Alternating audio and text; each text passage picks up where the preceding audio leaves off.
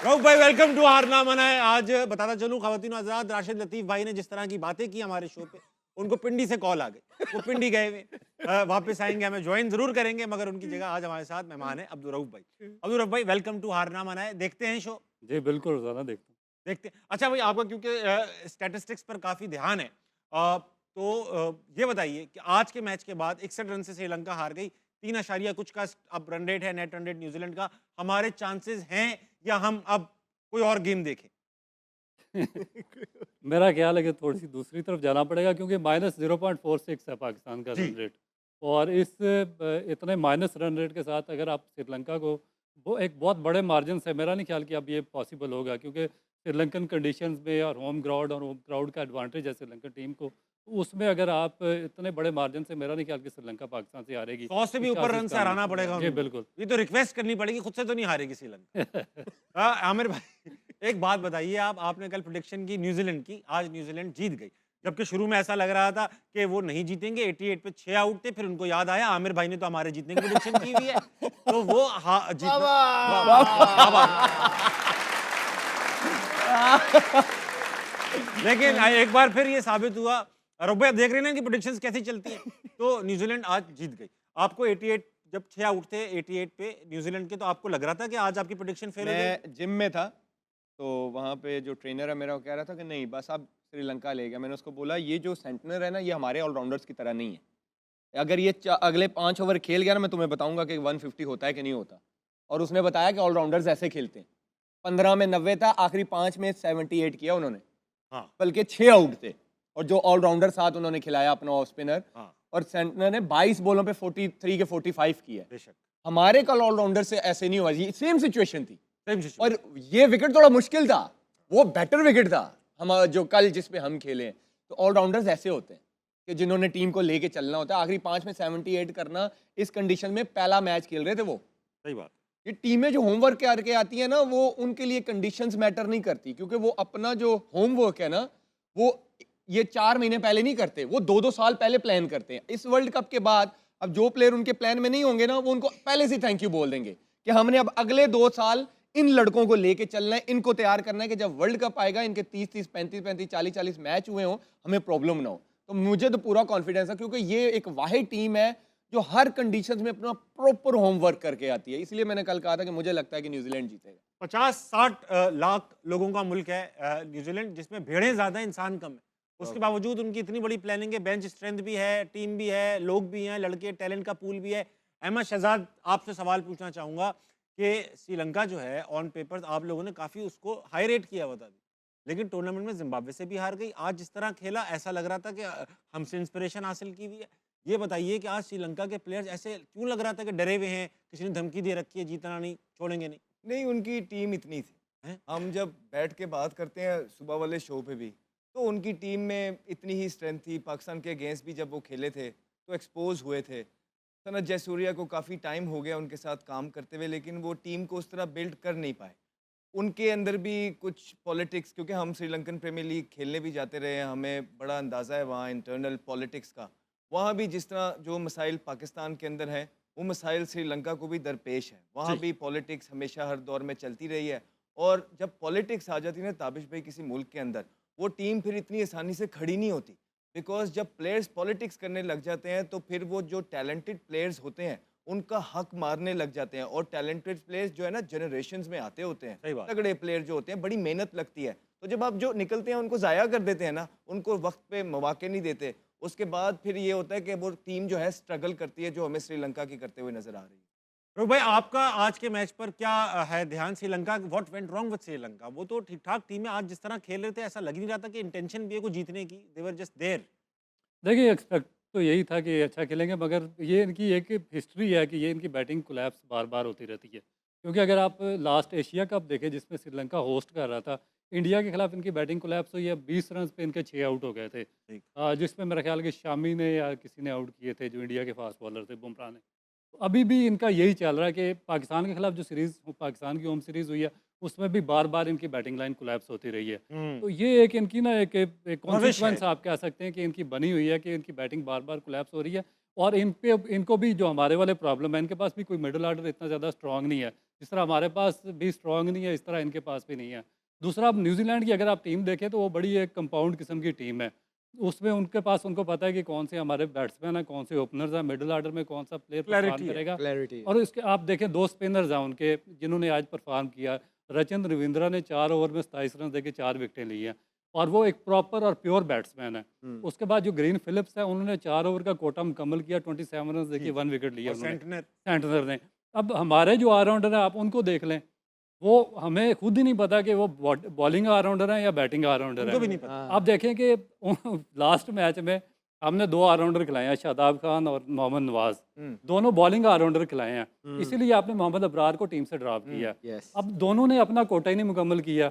Bowling allrounder होकर भी आप अपना कोटा नहीं अच्छा, मुकम्मल ये कर आपने रहे। ऐसी बात कर दी कि मैं हैरान हूं, क्योंकि पाकिस्तान के साबिक off spinner test player Saqlain Mushtaq साहब, जो हमारे हेड कोच भी रह चुके हैं, उनका कहना ये है कि ये दोनों ना बैटिंग ऑलराउंडर है ना बॉलिंग ऑलराउंडर है, ये दोनों जेन्युइन ऑलराउंडर है, यानी बैटर भी उतनी ही अच्छे है, बॉलिंग भी उतनी ही अच्छी है।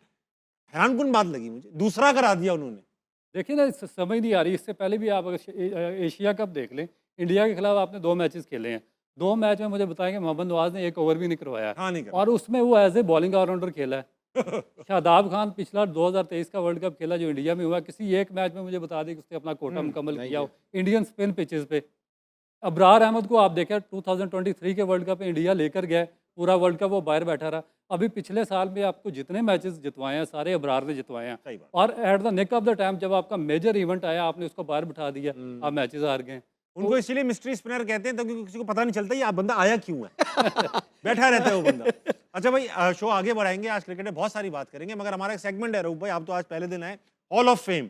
आज एक साबिक क्रिकेटर की तस्वीर लगाई जाएगी और आप तीनों से 2-2 जुमले पॉजिटिव, सिर्फ पॉजिटिव सुने जाएंगे उनके बारे में, हो ना हो उनके बारे में, लेकिन पॉजिटिव, ठीक है। आज की हॉल ऑफ फेम में पाकिस्तान के कौन से साबिक क्रिकेटर हैं, आइए देखते हैं। शाहिद आफरीदी।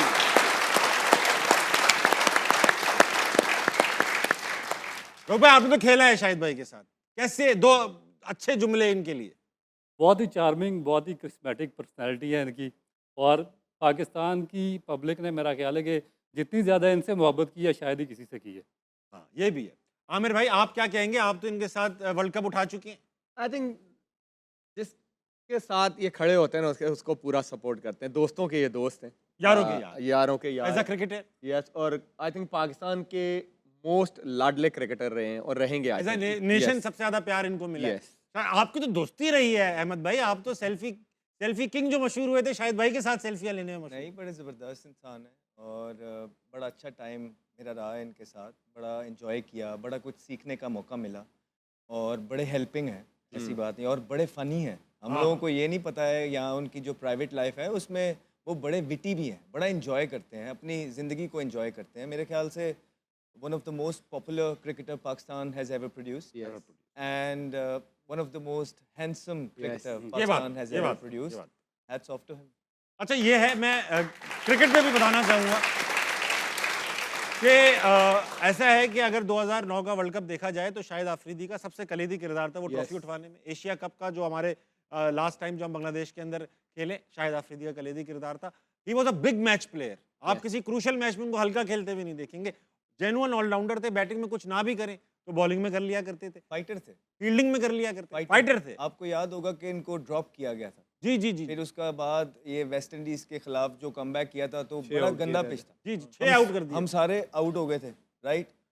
खाली 6 नहीं आउट किए थे, वो जो उन्होंने 50 किया था ना, वो क्रूशल था और उसके बाद बैटिंग भी कर गए, बॉलिंग में भी 6 आउट कर गए। तो कमबैक जिस तरह किया और बड़े प्रेशर, मुझे मेरे साथ तो होते थे तो मुझे पता था कि कितने प्रेशर के अंदर है। बड़े वो दुआएं कर रहे थे उस मैच के लिए और अल्लाह ताला ने उनका, तो फाइटर थे, मेंटली बहुत स्ट्रांग थे, इसलिए बहुत ज्यादा क्रिकेट और खेले। बड़े ऑनेस्ट क्रिकेट के मामले में प्लेयर थे। बड़ी बड़ी टीमें खा गए, एक बार बॉल भी खा गए। तो बात ये थी कि खा गए थे, वो भी एक हरकत थी। बात करेंगे शाहिद आफरीदी पे, बहुत तालियां बजाइए लाला के लिए भाई। Boom boom. Cricketing playing Nations में तो मशहूर है, थाईलैंड में भी बहुत मशहूर है। तो बात ये हो रही थी अहमद भाई, आपको ही समझ में आता है बस, और किसी को समझ में नहीं आता कुछ। बात ये हो रही थी रऊफ भाई, मुझे एक बात बताएं।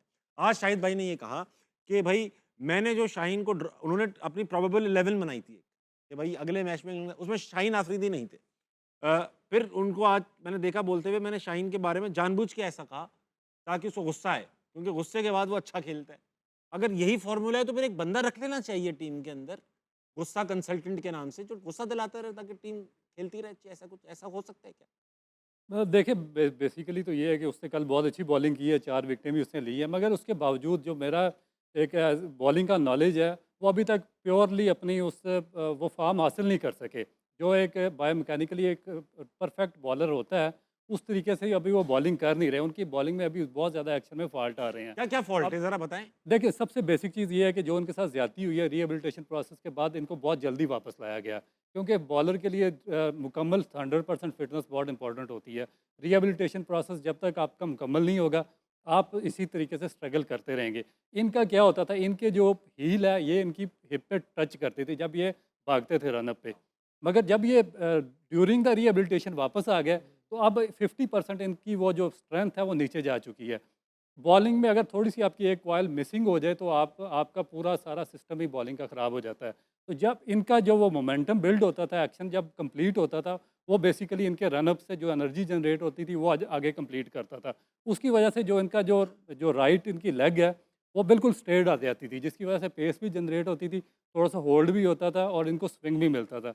अब जब ये अनफिट होकर वापस आए, अब एक चीज़ आप देखें कि जब आप बॉलिंग करते हैं तो आपकी जो राइट नी होती है, जिस लेफ़्ट आर्म फास्ट बॉलर की, उस पे जब आप 80 केजी अगर आपका वेट है, तो जब आप जंप लेकर डिलीवर करते हैं तो आपका 160 केजी वेट उस पे डबल वेट पड़ता है। Yes. तो अगर जब आपके माइंड में इंजरी होगी तो आप वो पूरा वेट उस पर ट्रांसफ़र नहीं करेंगे। उसको ट्रांसफ़र उसने बाकी जो उसके बड़े लीवर्स थे बॉडी के, उस पर ट्रांसफ़र करना शुरू कर दिया। उसको उसने नी को बचाने के लिए उसको बाहर से निकालना शुरू कर दिया। उसमें जो सारी उसकी अलाइनमेंट थी वो टेढ़ी होके चली गई। अब अगर आप देखें तो उसका पाँव जो है, फ्रंट जो उसका टो है, वो पॉइंट कर रहा होता है स्क्वायर लेग की तरफ, और बॉडी उसकी टर्न कर रही होती है मिड विकेट की तरफ। हाँ, हाँ। बॉलिंग उसने कर रही होती है फर्स्ट स्लिप की तरफ बैट्समैन को, राइट हैंडेड बैट्समैन को। तो ये सारी अलाइनमेंट ही उसकी ख़राब है, तो आगे ये पीछे सही हुआ करनी वैसे। पड़ेगी। आमिर भाई, मैं हैरान हूँ, तकरीबन यही बात आपने 3-4 दिन पहले यहाँ बताई कि उनका बोझ यहाँ पे नहीं पड़ा तो बॉडी टेढ़ी हो गई। एग्जैक्टली जुमले थे आमिर भाई के। अग्री करते? यार ये क्या करते हो आप? आमिर भाई कहा था ना उन्होंने, यही बात हुई थी यहाँ पे। रोक भाई, तो ये बताइए आमिर भाई, इससे तो अग्री करते हैं, आपने भी यही जुमले 100%। कहे और थे। आई एम श्योर अगर उसकी बैक की ट्रीटमेंट होती होगी, उसकी बैक भी स्टिफ होती होगी। मैं ये शर्त लगा सकता हूँ, उसका ग्लूट और उसकी बैक स्टिफ होते होंगे, क्योंकि ये जब जैसे राहुल भाई ने कहा ना कि टांग खोलता है, तो ये डबल एनर्जी उसको लग रही है। इस पे अगर उसकी टांग सीधी जाएगी तो वो एक ही फोर्स में जा रहा है ना आगे। अभी- इसके साथ वो डबल फोर्स ले रहा है, तो उसके ग्लूट उसकी बैक पे डबल वेट आ रहा है, तो वो आई थिंक उसको भी इस चीज का और problem इंजरी का होता भी होगा। खतरा Yes. है। ग्रोइन का इंजरी हो सकता है। हाँ, एक सेकंड, बोले बोले बोले बोले। अब देखिए कि ये जो फास्ट बॉलर है हमारे, ये इंजरी के बाद जब वापस आए हैं, ये फर्स्ट क्लास क्रिकेट खेल ही नहीं सकते।